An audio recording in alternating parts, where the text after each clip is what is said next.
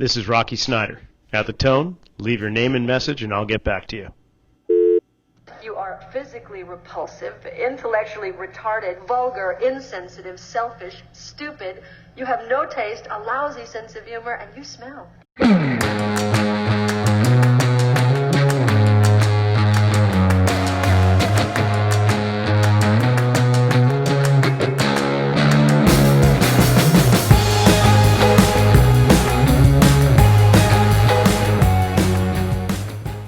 Well, it's another week and another episode of the RockFit Files. I'm Rocky Snyder, and we're continuing the fourth season on right now with colleagues that have gone through the Anatomy in Motion course. And these people are all walks of life, and this week's guest is no exception. I think he is one of the mellowest, kind of down-to-earth guys I have met in this coursework by far. Rob Sawyer, you might know his artwork, which we'll talk about, because it is littered through the educational platform that is Anatomy in Motion, and it'll soon be revealed in the book that Gary is putting forth, because Rob does all the illustrations. So Rob, hey, welcome to the show. Hey, Rocky, thanks for having me, mate. Honestly, the elusive book. The elusive book. I know it's been something Gary's been working on for years and years, and anytime I want to get under his skin, I'll just mention that, and you can just see him start to squirm a little bit. But dude, I gotta say that the majority of people that come to the courses are kind of like, I won't say type A personalities, but you can see that they're just gung-ho, and even my energy is no different than that. And then I get to meet you, and it's like, wow, this is a wonderful, refreshing change of pace. Your energy reminds me of a koala bear, honestly. You're just kind of like, you're the Australian koala bear of Anatomy in Motion. That's how I think of it. What first of all, Awesome, hey, mate. how did you get to be here?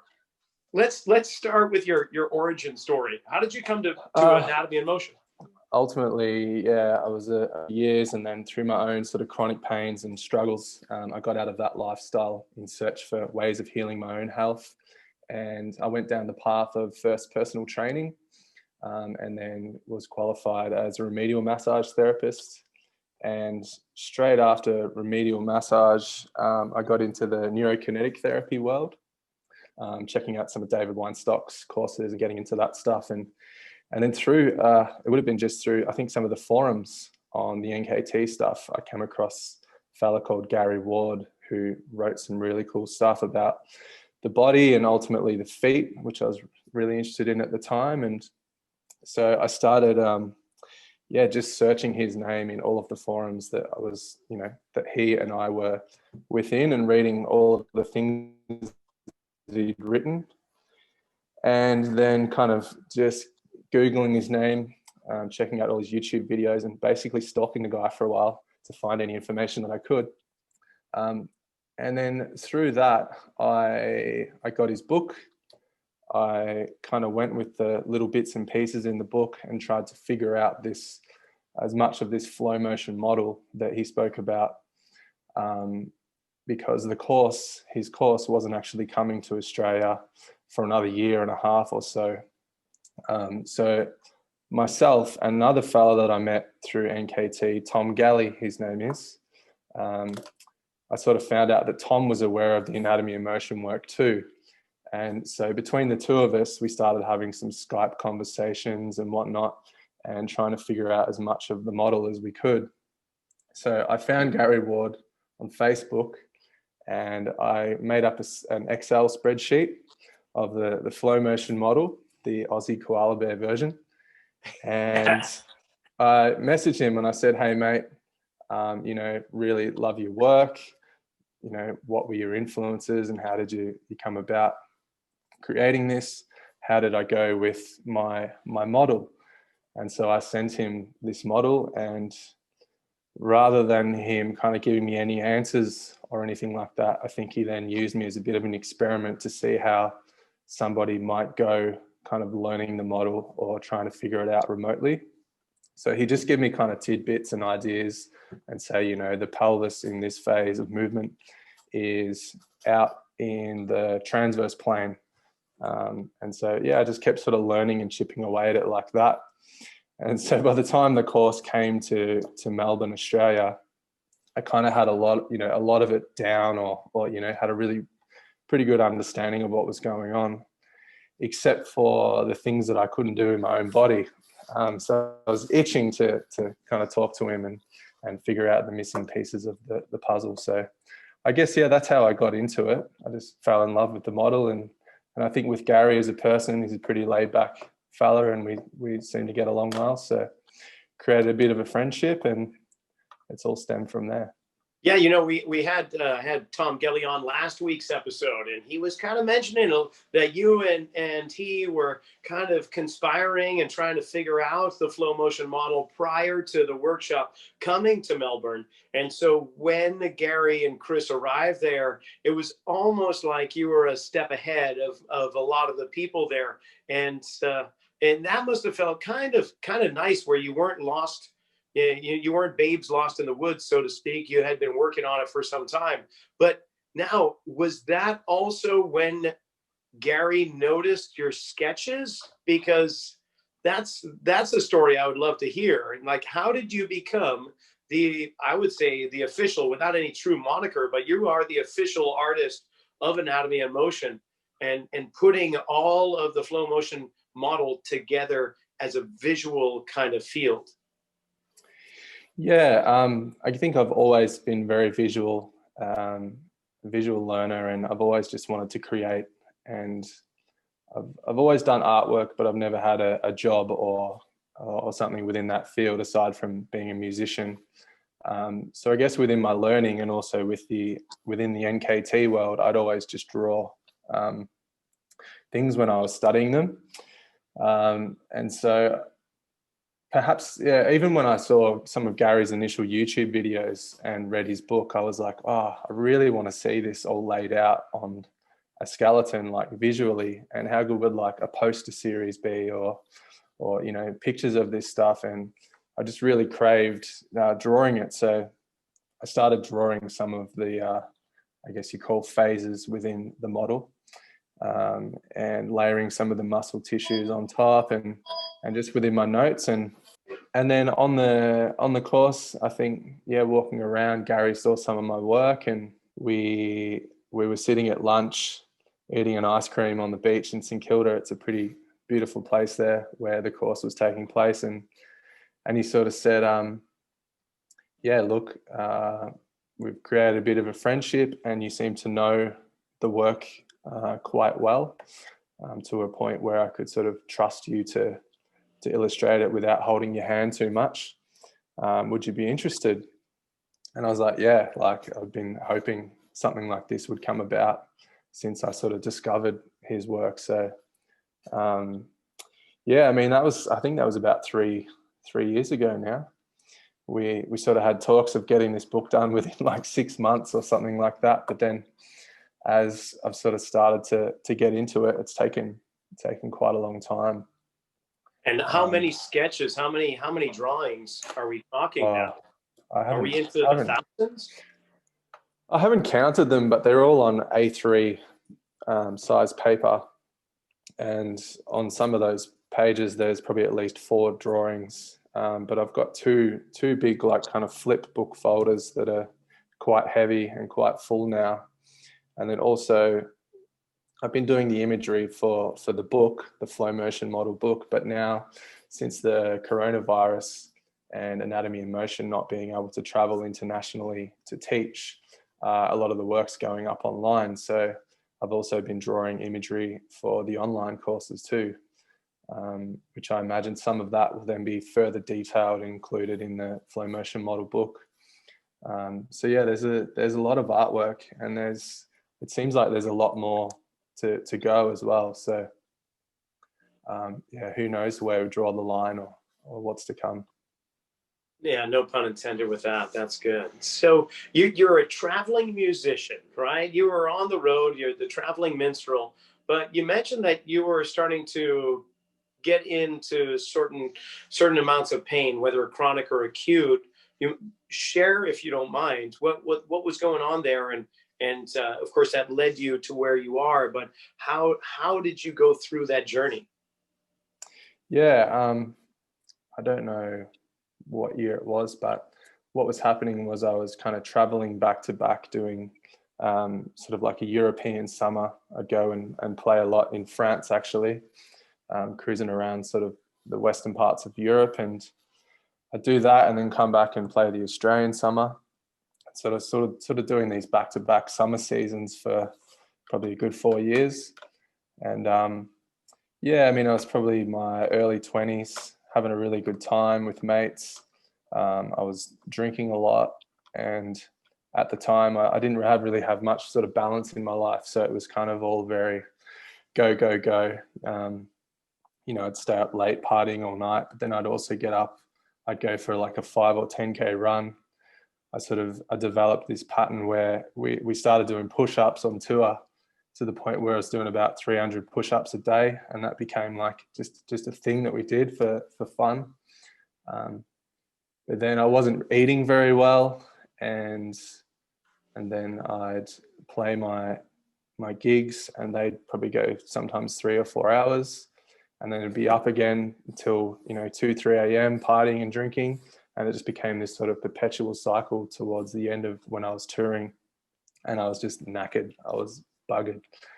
But then following that, I'd come home and I'd sort of have this time off where I'd do almost the extreme, and I'd be looking for these kind of extreme health detoxes or fasting or all of these sort of things, where I'd try to kind of balance out what was happening on the road and then come back and do the extreme. And so I kind of had this really up and down extreme sort of happening in my life. And yeah, it got to a point where I was just fatigued, experiencing anxiety, depression, and ultimately I had this really sort of chronic tension in my jaw and down through my neck. And my guitar playing was quite physical, I guess, like playing an acoustic guitar, but really fast, like finger picking technique, where my thumb would be doing one thing and my other fingers would be, strumming away, playing a melody. And yeah, it got to the point where when I was playing, I was kind of losing feeling in my hands and just, getting all this pain and this discomfort in my neck and jaw. And I just remember this point on tour, sort of the last month, where it was when I'd start to sober up in the day, where this tension and all this stuff was going on in my face. And I remember just like having this realization that I was drinking almost to like numb this pain, to keep this train rolling along, to keep playing these shows every night. And I just I was like, no, that's it. I have to get away from this for a while and figure out what's going on. Fortunately I went through a bit of a horrible time, like kind of healing and I guess realizing that I didn't want to be a part of that world anymore. I loved music, but I didn't really want to be in the bars and that sort of stuff every night, and I felt a bit trapped. I took some time off and just started studying and trying to figure out what was going on, and experimenting with different nutritional philosophies and ways just to heal my body and what was happening. And I think partly that's why I resonated with the anatomy and motion work and the idea around finding center. Because initially trying to heal, I went down sort of a path of really, really clean eating and training every day and fasting and all this sort of stuff. But it just seemed like I was going further down a rabbit hole and getting more unwell. And then at some point, reading some other works, and also there was actually some stuff around eating disorders and healing from anorexia and stuff like that, that sort of started to make sense. And so I started kind of dropping all of these nutritional ideas and just really giving into my cravings and resting, and almost like I think of the idea of that finding center and how center exists within two extremes. And so I went through this sort of period where I just ate whatever I wanted, as much as I wanted, resting, sleeping. And fortunately, like I had a lot of really great support from my parents who gave me the space to do that at a time when I wasn't working, and just sort of found a new balance and a new center in my life. And I think when I initially messaged Gary Ward about his work, and his reply was something around, it wasn't anything anatomical that inspired this work, but just, the yin and yang and the ups and downs and ebbs and flows of life. And I think with what I'd been through with my health, it all sort of, it just really resonated quite well. And that's why I wanted to be a part of it. Wow, I really appreciate the candor. I don't put the badge on my chest, but I don't keep it a secret from the listening audience. But I've been in recovery for over 20 years, 21 plus, and what you just said really resonates with me. I mean, we go down these paths, and we don't see it at the time. We think that it's maybe a path of enlightenment, when it's really a dark course, and it's not until we cross over this invisible threshold, which we can look back later and know at that point in time, okay, that's the time where I just took it one step further than I should have. And here I am in this bewildering spot. And now what do I do from here? But at the same time, it's a part of us that we've got to appreciate and respect and not regret in any way, because it puts us right here in this very moment of you and I talking together and hopefully inspiring and helping others. So that's fantastic. I love that. And I love that you just explored where it was you needed to go in order to get to some type of central place that you're comfortable with. And which is interesting too, because, before the show, I had asked you, like, are you working with clients right now, or are you primarily focusing on the artwork? And you said, no, you're not working with clients right now, which I find interesting to kind of talk about, if you would. Like, what was it that allowed you, or you decided to put that aside, the client-based approach right now, and focus on other things? What made you decide that? Yeah, well, I guess working with the artwork, doing the artwork for Anatomy Motion, I think it made me ultimately realize that I'm a creative person, and I feel best when I'm creating something and being artistic. And I tried to, like, I love working with clients and I love working with people, but I'm not a great business minded, I'm not great with business. And working in clinics in sort of Melbourne City and whatnot, like, when I was working with people, I loved it, but I wasn't great at pulling people in the door, and I didn't have a great business sense. And when the space closed down that I was working in, I just sort of decided to sort of take a rest from working with people. And I had this art thing going on, and whenever I was doing the art, it felt amazing and I loved it. And then I guess on a creative note, that business closing down and me now having this extra time, I then had time to sort of explore doing other things creatively. And I kind of, my father, he's been restoring old cars and stuff for years, and I've got a bit of a passion for these old Toyota Land Cruisers. And so being at home now doing my artwork, I'd sort of spend the morning drawing and doing artwork, but then after lunch I'd go out into the shed and started sort of tinkering around and creating things with metal. So now I'm kind of living this sort of, I don't know, this split world at the moment, where I do artwork in the morning, and I've started to create replica panels out of metal for these old classic Land Cruisers. And now sort of selling those around the country. And I've just started leasing a small little factory around the corner.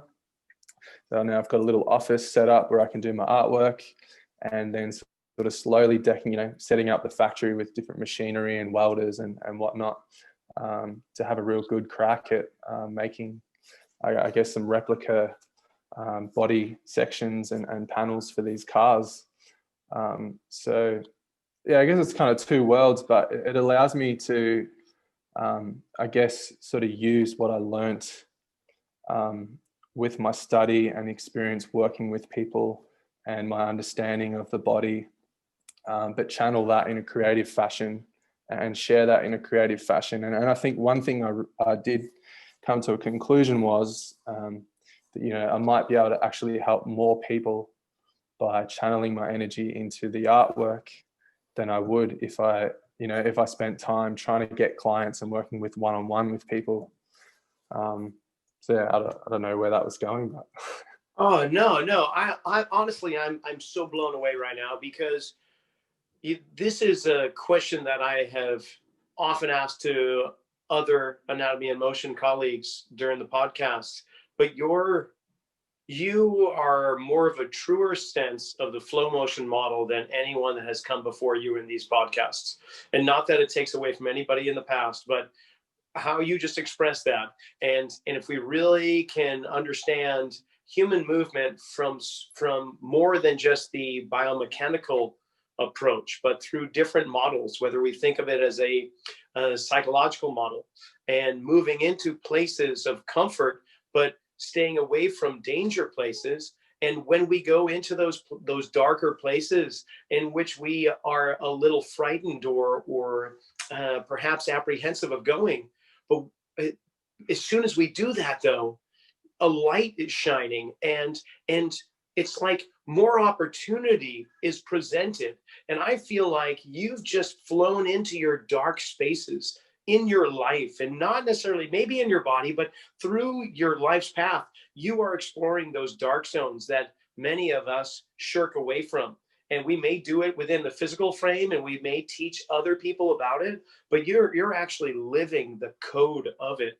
And the ironic thing is, it has very little to do with the biomechanical portion. Like I can't say it enough. I mean, now you're creating something to fill in a missing piece in a Toyota Land Cruiser, and you're filling in the dark zones that are understanding a visual purpose of the flow motion model through your graphic art or through your illustrations.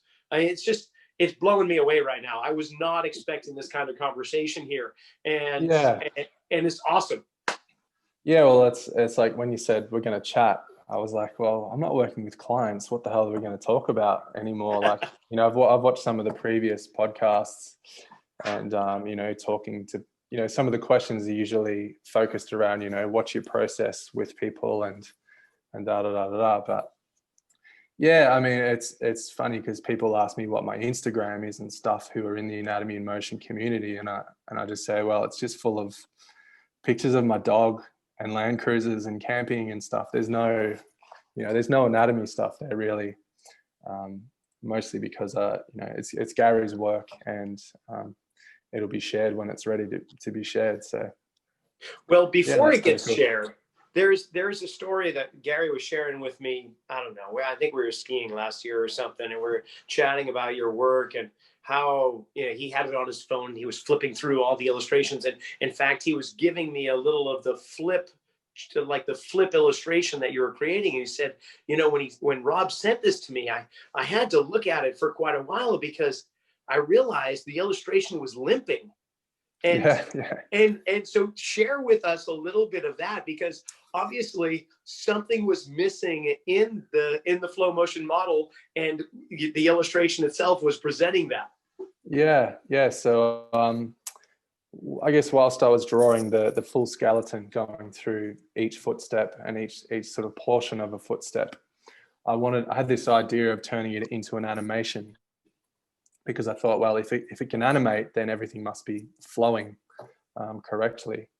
And so I think I drew the initial sort of 6 phases, and I sent through this small sort of animated GIF to Gary, and yeah, we noticed like it looked like he was kind of limping along, and so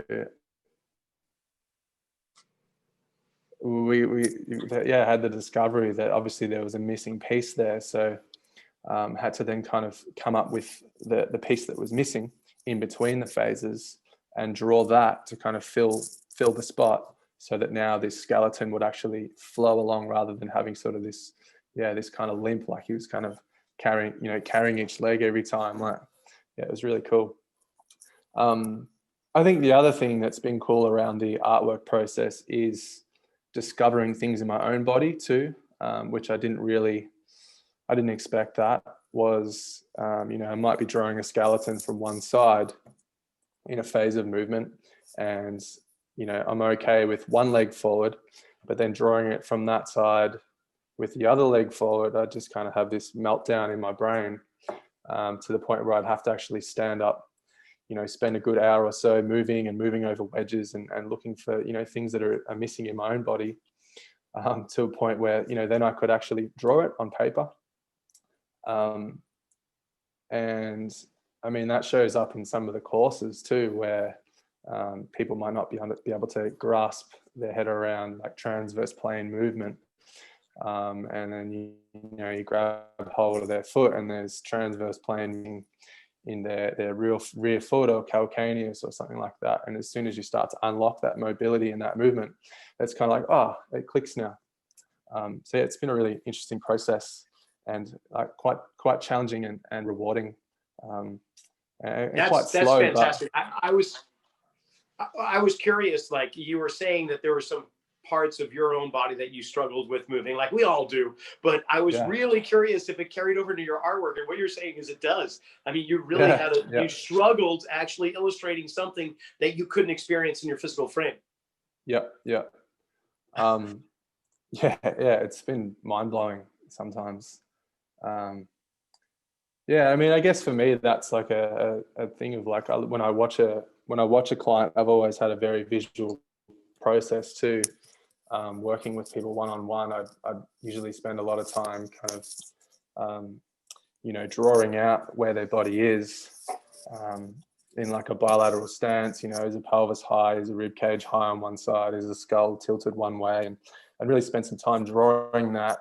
I think that's because how I read a body, but oftentimes clients would get a lot out of that, of sort of seeing that on paper and going, oh, that's me. That's I can see where this joint's closed and this one's open, or something, a tissue's short and the other side's long or whatnot. It's been a very valuable process. I'm trying to think of other things that have showed up within doing some of the artwork, that have been quite interesting. Well, you did the artwork for the closed chain lower body biomechanics, correct? Yeah. And now the upper body of biomechanics are coming up pretty soon. If they haven't been released by the time this episode airs, it won't be too long, I imagine, after that. So are you done with that portion of the illustrations? Or are you still working on it right now? I thought I was done. I thought I was done, but as Gary's been filming the coursework, he does his little artwork on the board, which I love. I think it's fantastic, his artwork. I don't know why he needs me. But I would ask if he could send through a PDF version of the flip chart so that I could replicate the imagery. And so most of it's there, but there's probably another sort of 5 to 10% that I need to get done. And then I think there's also some more camera work that needs to be done, from Ulrich, who's been having a few health challenges. So just waiting on those things to come together, and then there'll be a little upper body course. Tell me, what is it that you struggle with the illustrations and in your body, if you don't mind? I'm kind of curious. What areas or what movements? I mean, well, from what I remember the most is, when I was drawing the body from side on, so that you're sort of watching your skeleton move and documenting the sagittal plane movements through the gait cycle. It was really more a case of when one foot was forward compared to the other. I don't remember what side it was, but quite literally, like if a left foot was forward and I'm drawing the skeleton from the left, then you would see a rib cage rotating left with a left foot forward, compared to when a right foot was forward and I'm drawing a skeleton from the left, you would then be seeing a right foot forward and a rib cage rotating right. So it was a real challenge within that of, you know, 1 foot forward compared to the other. I can't remember particularly which side it was, but yeah, just get up. And then often at times when I'm drawing something new, I'll spend a portion of the time, just moving within that movement and feeling it in my body, and just checking in with whether I've kind of got the structures in the right place. Because I guess my process is to, when I have an image to draw, my process is to actually physically use a skeleton, like a skeletal model. And then I use a series of actually microphone stands, which I hung on to from my music days. And this skeleton that I have has like an aluminium column up through the spine. I've already snapped the skull off it, but fortunately it's held up long enough that I can manipulate the spine and move the spine into what positions I want. And then also using like tape and things like zip ties and rope to kind of, you know, mold the skeleton into the position I want to draw. So I'll do that, get it as close as I can, you know, setting up arms and stuff with microphone stands, holding things and zip tying and taping and whatever. Then take a bunch of photos of it. And then I actually then put that into the computer, put it into a Photoshop program. And then I might take some more sort of detailed photos of bits and pieces, and then using Photoshop to try and build a really good reference. And then also, then while I'm drawing it, I have a really nice reference on the computer of what I want to draw. But then I've also got various skeletal models, like smaller versions of, you know, say I'm drawing a sacrum. I actually picked up I've got this little black box that has a real skeleton in it that I picked up off a friend. And I don't know where this real skeleton's come from, but it's amazing to have that detail to compare a real skeleton compared to sort of a rounded out version on a skeletal model. So yeah, it's fun. So, and now I'm curious, you have one direction where if you're struggling with an illustration, you go into your movement or you practice the movement, and then you can go into the illustration. Do you ever do it in the opposite meaning? If you have your movement practice and you're doing a dynamic check-in with your body, whether it's cogs or whatever the case may be, just joint mechanics, and you struggle, do you ever go to the drawing board and try and draw it out, and then see if by illustrating it, can you better facilitate the movement? I've not thought of that, no. Okay. All right. There's your homework. I mean, yeah, that sounds really cool. I mean, for sure, when I was learning the work, I had a book where I was just drawing constantly because I had an hour on the train to get to my workplace at the time. So I just sort of spend that hour just drawing constantly all of the cogs and all of the different ideas, and then picking a part in the body and trying to, you know, try to draw that and understand how it relates to the rest of the body and that sort of thing. But no, I've not done that. I'll have to try that. And so moving onward into the future, with the illustrations continue, and now with your machine shop in seemingly in full swing, you've got yourself an office. It sounds like the cogwheels are coming together in your life, and things are flowing a little bit better. Is that an accurate statement? I think so, yeah.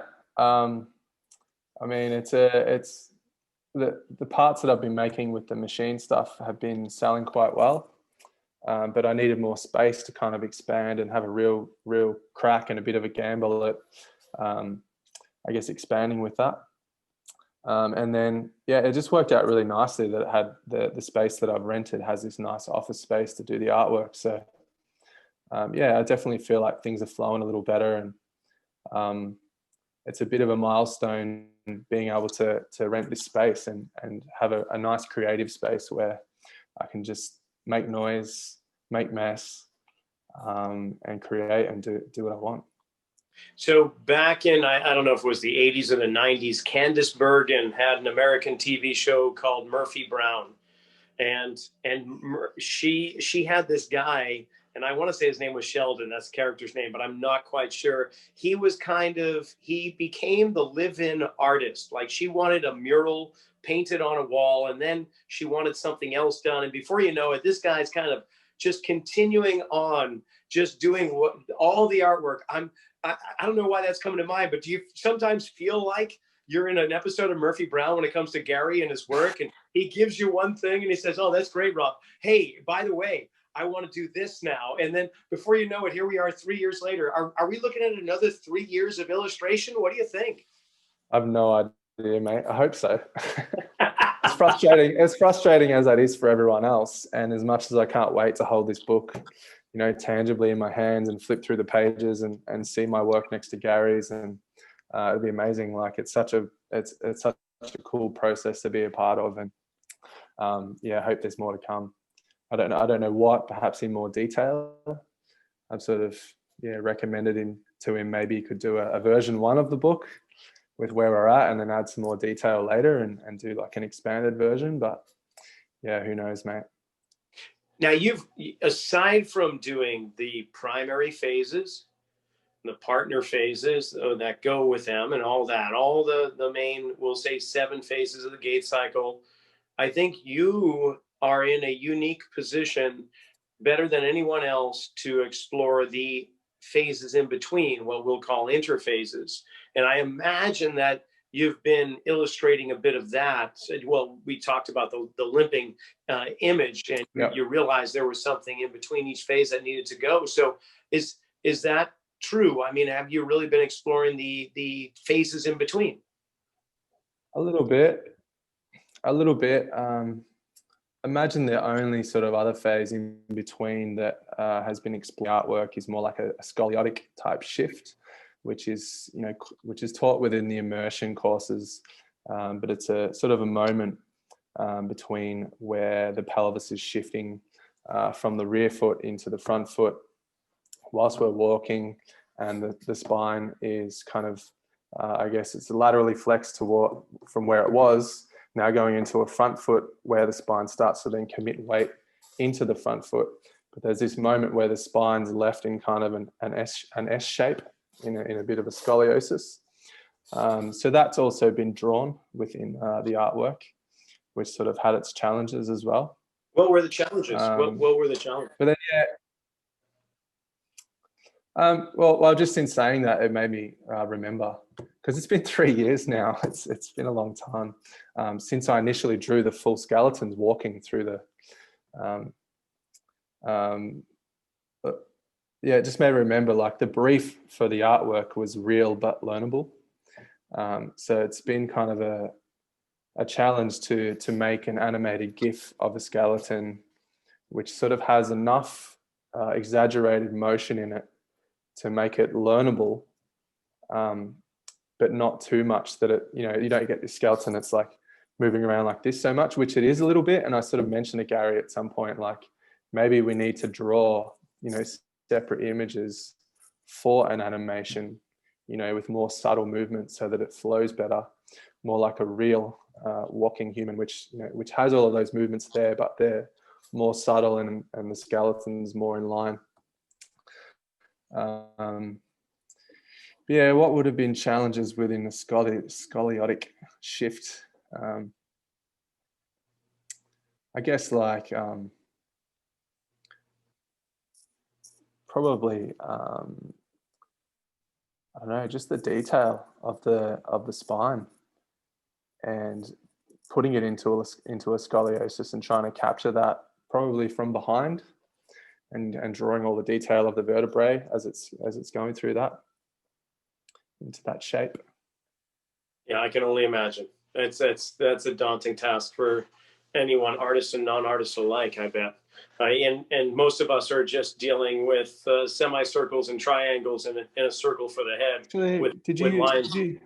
Did you mention you had some sort of art background, Rocky? Yeah, I do. I was thinking of becoming a graphic designer, commercial artist. I do pencil sketches and so on. So yeah, and from time to time I'll do a little bit of artwork, but I pale in comparison to anything that you've pumped out. But it is a nice process. I have to admit that by illustrating it out and maybe exaggerating it for the person that you're working with to see, it's really, it brings a deeper level of understanding, or better yet, a connection to the viewer. Like if I'm working with somebody and I put together a postural representation that is exaggerated of what they present in a posterior or front or profile view, I see their face relax, their eyes get a little wider, and their head begins nodding, going, "Oh my gosh, that's me." When it's done properly, when what I see is actually present, and I represent it onto a whiteboard or whatever, it's a wonderful tool to connect the person with their own body, and they're going, "Oh my gosh, I had no, of course this makes sense why this is bothering me," you know? Yeah. It just made me sort of think, maybe because, like, I don't know, it just made me think back to like cavemen drawing shit on the wall, like, excuse the profanity, but yeah, like maybe, you know, therapists have a tendency to express themselves with anatomical language and big words that their clients don't understand so much or whatnot. But when you just draw some shapes, it simplifies things, and yeah, it truly does. Well, Rob, this has been a fantastic just this chat with you. I really enjoyed it. And in all honesty, I wasn't sure where this was going to travel either with the conversation. And I'm so happy and thrilled that it went exactly where it needed to go. I really appreciate it. And I can't wait. I've seen a little glimpse. And in fact, what I'd really love to do is, if you don't mind sending me just one or two graphics that I can put on as a thumbnail for this show, so that your work is represented in the visual field as well, that'd be fabulous. And if people, normally I say, if people want to contact you for Anatomy in Motion, but if people want to contact you for, if they have got a Toyota Land Cruiser that needs some parts replicated, how do we learn more? And what's your Instagram? What are all their handles? Well, Instagram it's actually called Oldmate Sawyer, OldMate Sawyar. So old mate is a bit of a slang Australian term, which kind of just means anyone, I guess. Like you might see a guy walking in the street or a guy who's getting his bins, and you don't know his name, but you just call him old mate. So I don't know why I went with that, but I really liked it. So yeah, people can check out that on Instagram. There's some anatomy stuff, but predominantly just my dog and sunsets and going camping and having a good time, things like that. So they can contact me through there. Otherwise, on Facebook as Rob Sawyer. You can put my name in YouTube. There's a bunch of videos of my music and different ventures and things like that. If you'd like to find out more information about the Flow Motion model, Anatomy in Motion courses, or Gary Ward himself, pick up a copy of his book, What the Foot, at findingcenter.co.uk. And while you're at it, pick up a copy of my book, Return to Center, where I take the Flow Motion model and apply it to strength training and conditioning. You can get a copy of that at rockysnyder.com. Thanks for listening.